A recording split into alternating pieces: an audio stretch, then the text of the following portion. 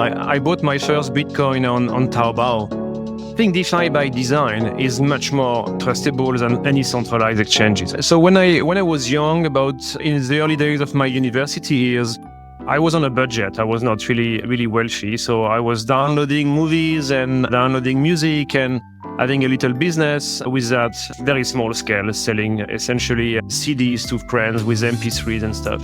And that's how I get to understand how decentralized computing and decentralized networks were evolving. So I started at the time with Napster, then there was the LimeWire. We did a lot of eDonkey 2000s. Later down the road came in Gnutella as well as BitTorrent. But I had really my hands on those networks. I was a very active participant. And within those community, one day someone came and said, hey, look at this. There is this white paper about peer-to-peer money. And I was like, peer-to-peer, I know it fairly well, but money, I believe I know. And eventually I discovered Bitcoin and realized I was really not educated enough on what is money, how it works.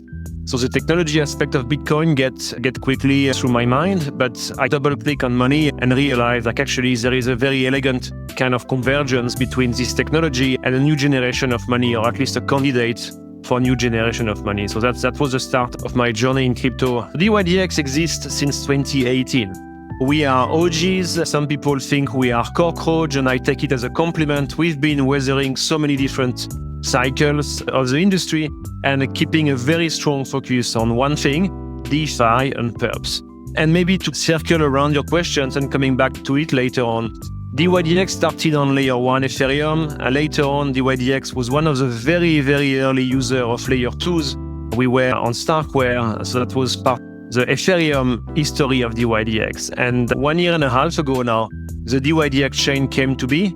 So essentially, it's an app chain dedicated to DYDX use case only. So on the DYDX chain, you can only essentially run the DYDX application. And this kind of migration to this new stack, the Cosmos SDK and the sovereign chain of DYDX, came for different reasons. The technologists and the engineer wanted to make sure they don't have a dependency on the pace of innovations of layer 2. But there was also something very important. And that's, I think many projects should ask themselves about this question when the time comes. When you work in DeFi, the reality is most of the DeFi projects are still labeling themselves as DeFi protocol, but they are still very much centralized. And if you think of your project and your identity and your brand and the trust you're going to build over it and trying to compound on, you need to be very clear about who you are.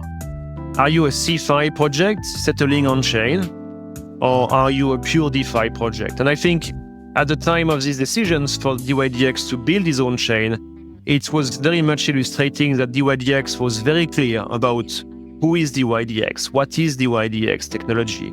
It's a DeFi technology. So as soon as the technology was available to the engineers of DYDX to essentially progress on decentralization and getting the order book not anymore on AWS, but decentralized on the top of the chain of DYDX, that was a no-brainer. And this really helps to get you a clear identity and also an extra kind of stack of trust from many players.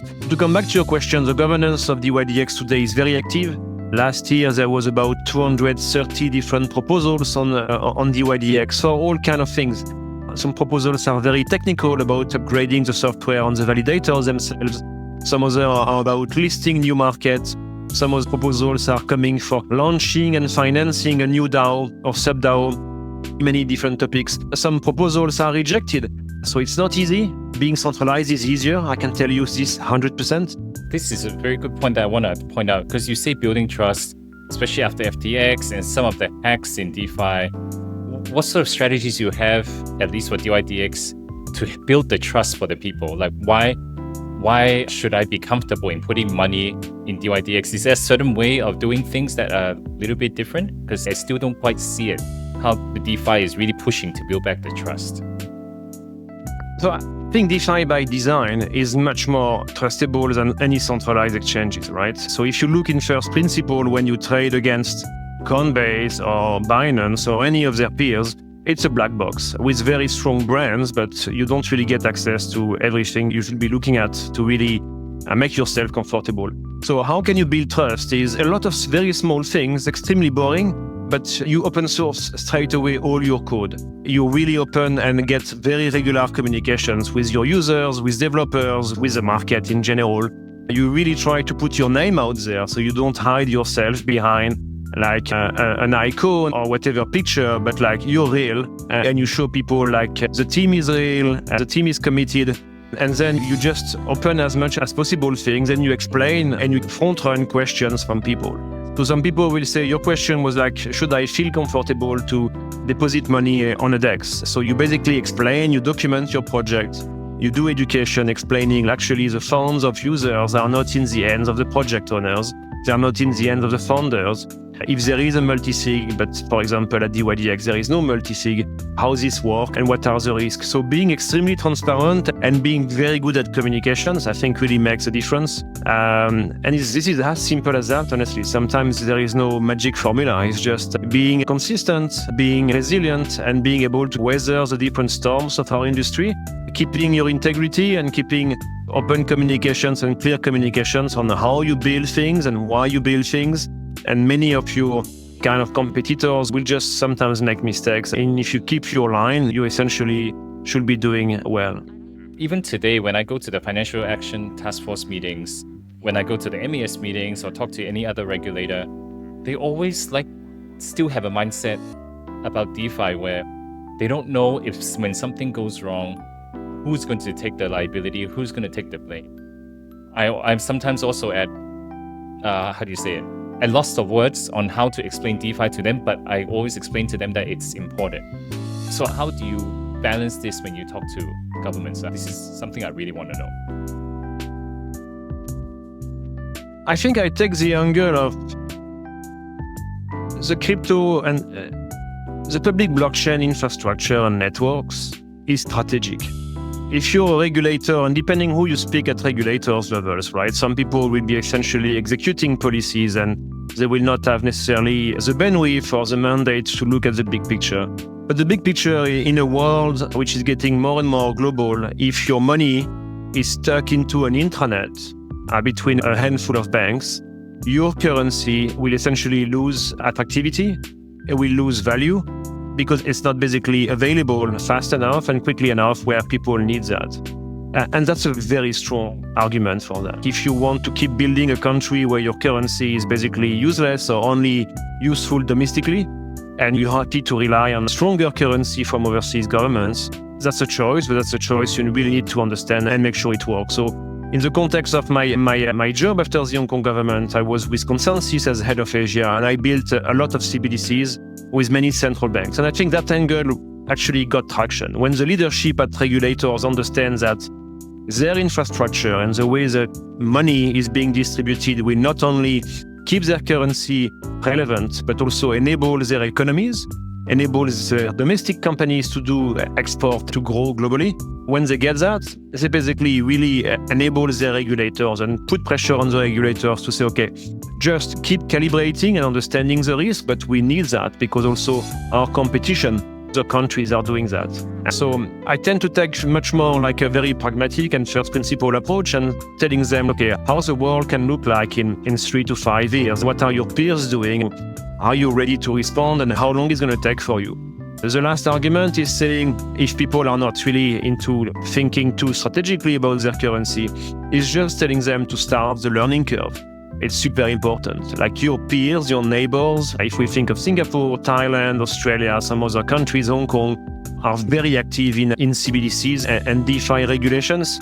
So it's just also mandatory for you as a leader within the regulatory shop to be engaged, train your staff and learn.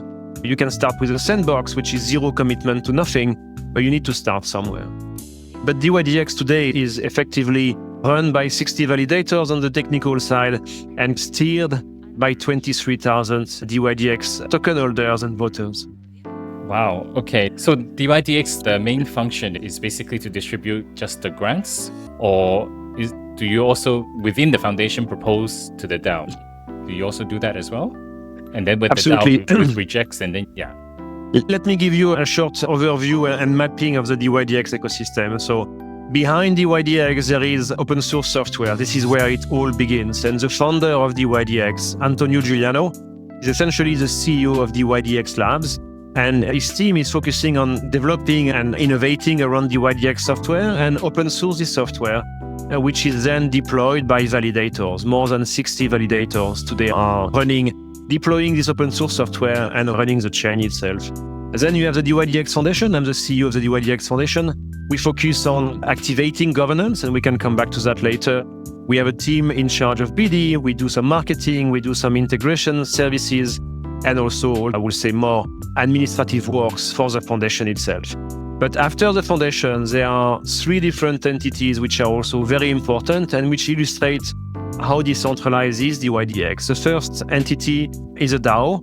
It's called the Grants DAO. So the Grants DAO has been essentially built by the community and financed by the token holders of DYDX via essentially allocating parts of the treasury to the Grants DAO. Second DAO is the Operation DAO.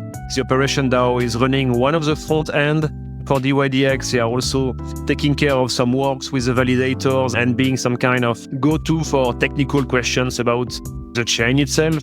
And the last DAO, which was created a few months back by the community again, is the Treasury Management DAO. So the Treasury DAO for DYDX. So they are essentially in charge of managing some of the DYDX tokens, part of them, owned by the token holders, and put them to work and essentially staking them and putting the staking proceeds either into buybacks or maybe also financing various initiatives. So many different entities, I would say, at the core of DYDX. And then beyond these 5 different entities, which are full-time dedicated to DYDX, you have probably, I would say, between 25 to 50 almost different companies of various size, which will be building, contributing, running services around DYDX. So we run some estimation, I think it was the end of last year. We can probably count about 1,000 to 1,500 people, which are for the most of their time dedicated to DYDX. If you bring all these kind of companies and teams together and try to count, we are definitely over 1,000 people involved. 1,000 people, wow. Okay, I'm reading from Brilliance. He's putting it inside the chat. I understand your concern. It's also some of my questions, right? Because as I interviewed the Feel Liquid's founders, that there is always a problem where most of the DAOs are controlled by the whales, but it's not because it's like that. It's because that you need more participation. It's either you need more participation and that they haven't really reached out to get more controllers / voters, or they actually are just closing off and the whales are the ones that are making control. So is DYDX... Let me double click on this, and that's a very legitimate question and an important question as well. So one thing which is different within the DYDX ecosystem is DYDX has built its own chain. As a token holder of the DYDX token, you can decide just to hold it on your wallet and do nothing with it, but you can also decide to essentially stake it with a validator. So the way governance works within the DYDX chain, there are governance proposals which are coming on a weekly basis on multiple topics. Every token holder which is staking can decide to vote on this. If the people are not voting after the 4 days or 7 days or sometimes 2 weeks kind of voting period, the validator will vote. So it's not a perfect system, but it's mitigating the whales phenomena. There are whales on DYDX. Some people are long-time investors and extremely committed to the ecosystem. But eventually, all the token holders, when they decide to stake, and there are many different benefits for staking. If you stake your DYDX, you get rewarded in USDC on behalf of the token holders who did not vote before the validator. So in terms of decentralization of power and decentralization of governance, it's really far ahead from any project which is sitting on Ethereum or any layer 2 and which has a token and very low kind of governance participation. The governance participation on governance proposal on the DYDX chain is close to 80% because of this kind of architecture from the Cosmos ecosystem, and because the DYDX chain runs on the top of different validators, and those validators have a say as well when the token holders decide not to vote on any topics. Oh, so you're saying, let's say this particular proposal, the whales didn't really put in their votes, then the remaining amounts validators are then given the voting power, or they can actually just... Oh, absolutely. Wow, that is interesting. Yeah. Okay. That's part of the Cosmos SDK. This is happening exactly the same way, unless you tweak the Cosmos SDK otherwise. But the same kind of concept applies to the Cosmos chain, to Osmosis, many others. Yeah. I guess then it's just really a matter of time when the ecosystem keeps going up and down, and then some of the whales, they start selling off, and then you have more validators.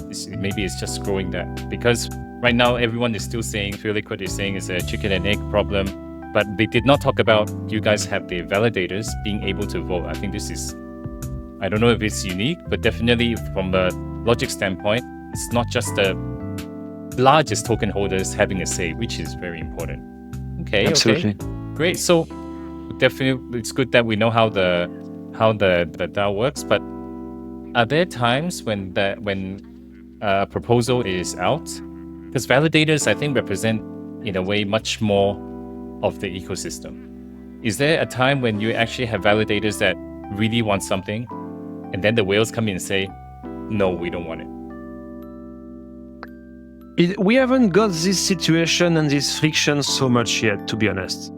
The beauty of working for an app chain ecosystem is the alignment. There is only one topic within the DYDX ecosystem. It's basically the DYDX app and perps trading. So it brings a natural alignment because the project is so focused. DYDX is not expanding on different chains. DYDX is not doing many things that layer ones or layer twos are discussing. So the ecosystem is somehow much more aligned naturally because the topic to be discussed are a little bit more focused and more narrow. So we haven't found any situation of a big backlash for now. Of course, there are sometimes on Discord and on the forum, people argumenting against each other on different topics. But it hasn't been yet coming to a place where you got like something which is coming on chain and everything will be decided within the last hours.